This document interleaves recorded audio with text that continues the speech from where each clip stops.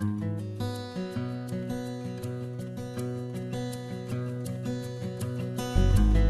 could understand how you'd be curious. I mean, you walk in and you go, what is it? What is this place? Walking to a Church of Scientology is very much a new kind of experience. It's not like a church that I was used to walking into, you know. It's very modern looking, you know, very, very clean. You know, it was a very friendly atmosphere. People come in every day, all the time. Just walking in.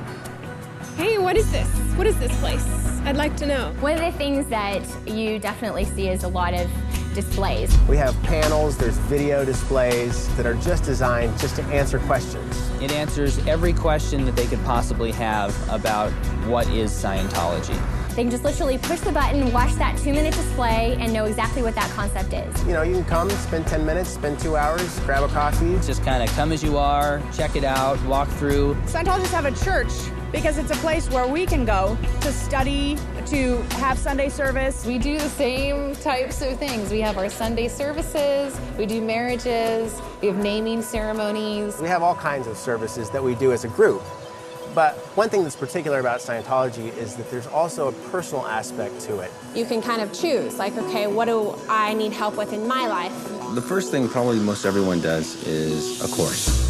That's actually the theology of Scientology. That's where you're learning about the actual philosophy itself. And it is a religious philosophy, but it's also an applied religious philosophy, so you go apply it. Kind of like a spiritual college. They have tons of courses on everything. Pretty much any subject you can really think of. There are courses on how to communicate better, how to get along with others, How to handle negative people. how to raise children. It's not just a philosophy where you sit and think about it.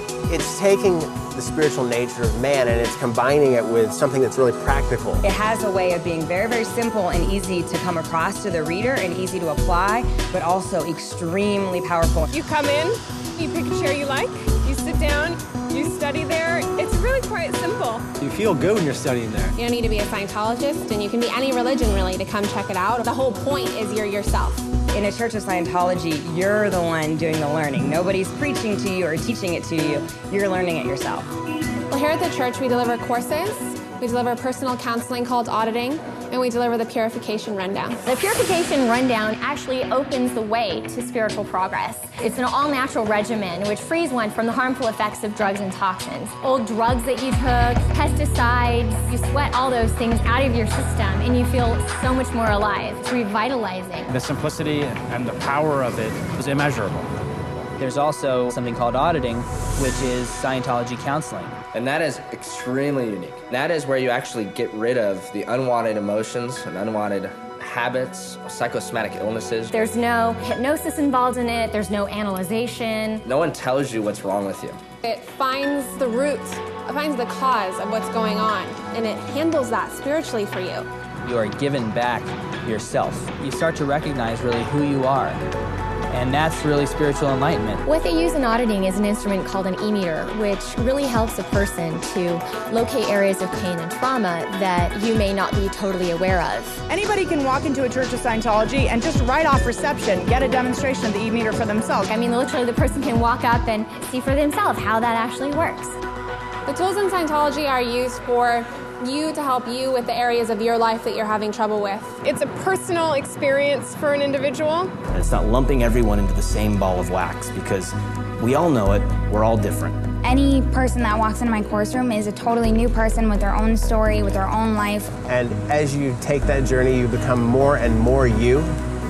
You become more and more an individual. After all, that's what we have to offer the world, is our own unique view. There's churches in Paris, in London, in New York, Moscow, Germany, all over Europe. In Madrid, in Africa. The best way to find out about something is really to look for yourself. It's as simple as opening the door. You're always welcome.